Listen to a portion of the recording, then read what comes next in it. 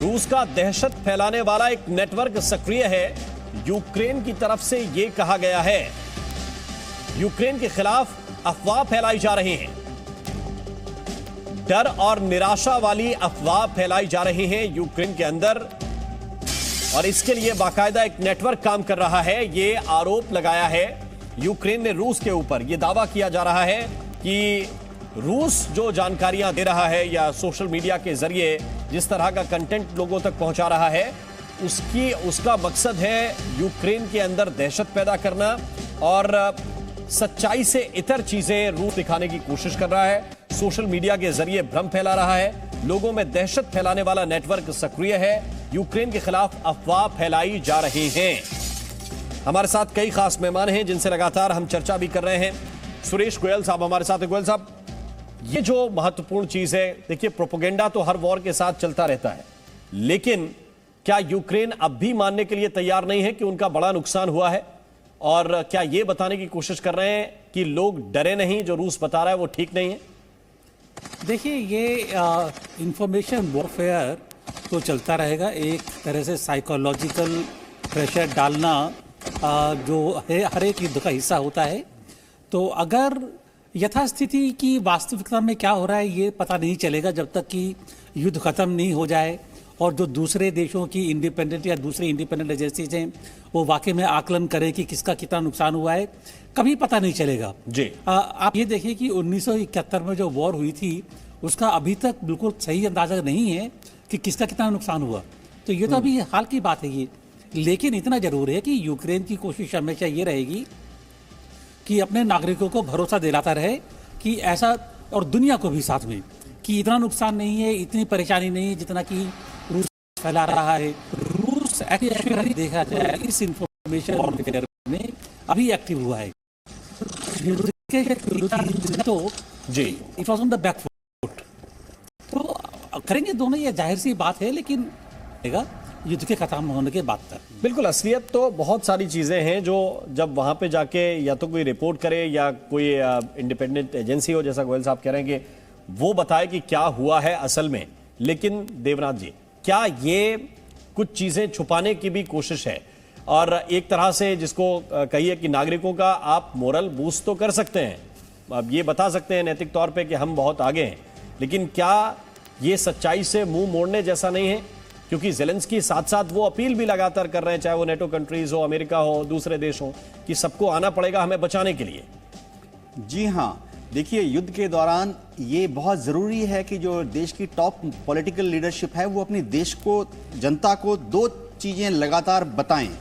एक, हम जीत रहे हैं। दूसरा, आप सब निर्भय रहिए, हम बहुत जल्दी ही अपना जो एम है विजय की तरफ अग्रसर हो रहे हैं। इसका एक दूसरा पहलू भी ये है कि ये एक प्रोपेगेंडा है, एक साइकोलॉजिकल वॉरफेयर है। तो प्रोपेगेंडा के साथ हमेशा एक काउंटर प्रोपेगेंडा होता है, और आप कुछ बोलेंगे, शत्रु उसको काउंटर करके अपने देश को, देशवासियों को और दुनिया के दूसरे नागरिकों को और कुछ बोलेगा। काउंटर प्रोपेगेंडा भी होता है, यानी आपने कुछ बोला, शत्रु ने उसको काउंटर, तू जो बोल रहा है वो गलत बोल रहा है। तो ये जो है बहुत ही हाईली स्पेशलाइज्ड फील्ड है। कई देशों ने अपने यहाँ पे खास तरह की एक डिपार्टमेंट बनाए हुए हैं जो कि इस तरह की इंफॉर्मेशन वॉरफेयर का हिस्सा है। ठीक है, लेकिन ये बात भी उतनी ठीक है कि सच्चाई से मुंह मोड़ना, या ये कहिए कि रेत में अगर आप सिर गड़ा लेंगे तो उससे सच्चाई बदल भी नहीं जाती है। जो हो रहा है वो तो असल में जमीन पे हो ही रहा है। आप हमारे साथ बने रहिए, हम चर्चा जारी रखेंगे, लेकिन अब आपको रूस यूक्रेन युद्ध से जुड़ी हुई 10 तस्वीरें दिखाते हैं।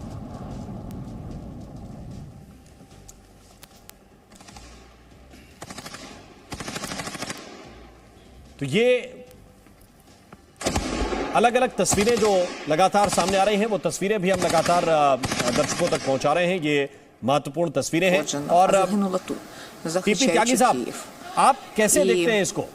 क्या आप ये बताकर कि देखिए ये रूस की तरफ से भ्रामक जानकारी फैलाई जा रही है, इस बात से इनकार कर सकते हैं कि आपके शहरों पर बम बरस रहे हैं, आपके शहरों पर आप खुद ही ये कह रहे हैं बड़े बड़े शहरों में कि जो आम लोग हैं वो बंकर में रहें, वो बाहर न निकलें, ये भी आप ही कह रहे हैं, और ये भी आप बता रहे हैं कि रूस प्रोपेगेंडा ज्यादा कर रहा है, सच्चाई कम है। यहाँ से बात बिल्कुल क्लियर हो जाती है। आपने सही कह दिया भाई, ये तो यूक्रेन है जो इंफॉर्मेशन वॉर लड़ रहा है। रशिया तो जैसे बताया उन्होंने, पहले 3-4 रोज तो उसने कोई बयान ही नहीं दिए थे। यूक्रेन जो है वो इंफॉर्मेशन वॉर लड़ रहा है, गलत जानकारी दे रहा है। मैं आपके लिए पूछता हूँ, उन्होंने कहा कि 300 टैंक हमने उड़ा दिए रूस के, यानी कि हर दिन करीब 30 टैंक। क्या हर दिन 30 टैंक उड़ाए गए हैं? ये बताने के लिए अपने लोगों को कि हाँ हम कितने ताकतवर हैं। अगर इतना ही सब कुछ था तो पूरे अपने देश का इतनी तबाही कैसे करवा ली? ये सीधे सीधे ब्लेम आता है यूक्रेन के प्रेसिडेंट पे, और उसके हटने के अलावा दूसरा कोई रास्ता नहीं है। और युद्ध खत्म नहीं होगा सर, युद्ध शिफ्ट होगा। यूक्रेन के बाद मैं आपको बता रहा हूँ, रशिया के एक केजीबी जो वहाँ की सीक्रेट एजेंसी है, खुफिया एजेंसी है, उसके पुराने चीफ मेजर जनरल ने ये कहा है, इसके बाद में जो यूरोपियन देश हैं जिन्होंने इस समय यूक्रेन को वेपन दिए हैं और जिन्होंने रूस के ऊपर प्रतिबंध लगाए हैं, उनको जवाब दिया जाएगा। बल्कि कहा तो यहाँ तक है कि फिदाइन दस्ते भेजे जाएंगे यूरोप के जो लीडर्स हैं उनको कत्ल करने के लिए। तो ये युद्ध खत्म होने वाला नहीं है, यूक्रेन के बाद शिफ्ट होगा। और फिर नेताजी सुभाष चंद्र बोस की शायद वो भविष्यवाणी सही साबित हो कि तीसरा विश्व युद्ध यूरोप में लड़ा जाएगा। ठीक है, तो वो स्थितियां क्या बनती हैं ये तो समय बताएगा, समय इसको निर्धारित करेगा। लेकिन सुरेश गोयल साहब, ये जिस तरह से प्रोपेगेंडा एक तरफ से आप कह रहे हैं कि दोनों तरफ से किया जा रहा है, ये बड़ा दावा है कि हमने 44 एयरक्राफ्ट मार गिराए, ये दावा कर रहे हैं कि हमने 11,000 सैनिक मार दिए, लेकिन उससे जुड़े हुए वीडियो उस तरह से यूक्रेन की तरफ से जारी नहीं किए जा रहे हैं। जबकि अगर आप हावी पड़ रहे हैं रशियन आर्मी पे या रशियन एयरफोर्स पे, तो कम से कम दुनिया को दिखाना चाहिए कि यूक्रेन भी एक तरह का सुपर पावर है जो एक दूसरे सुपर पावर को चैलेंज कर रहा है। आप बिल्कुल सही कह रहे हैं ये कि वो तस्वीरें दिखानी चाहिए, उसकी सपोर्ट में कुछ बताना चाहिए। अगर यूक्रेन नहीं कर रहा है तो जाहिर है कि दावों में और असलियत में काफ़ी बड़ा अंतर है, काफ़ी बड़ा फर्क है।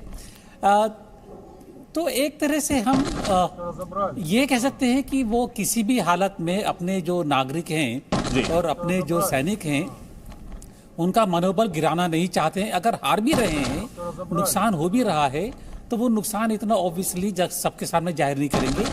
तो एक तरह से ये मनोबल ऊंचा रखने वाली बात है। मैं इसमें ये नहीं कहूँगा कि वो असलियत से सिर्फ निगाह छुपा रहे हैं। ये होता है, हर एक युद्ध में ऐसा होता है। ये पाकिस्तान ने भी वही किया, तो ये इसमें कोई अचरज की बात नहीं है। बिल्कुल, इसमें अचरज की बात नहीं, कोशिश है कि मोराल थोड़ा सा ऊपर रहेगा नागरिकों, तो वो भी सहयोग करेंगे क्योंकि ज़ेलेंस्की प्यार थमाने का काम कर रहे हैं और वो कह रहे हैं कि जो 60 साल से कम के लोग हैं वो कम से कम युद्ध में शरीक हों। Presenting B News app available on Google Play and App Store. Download it now.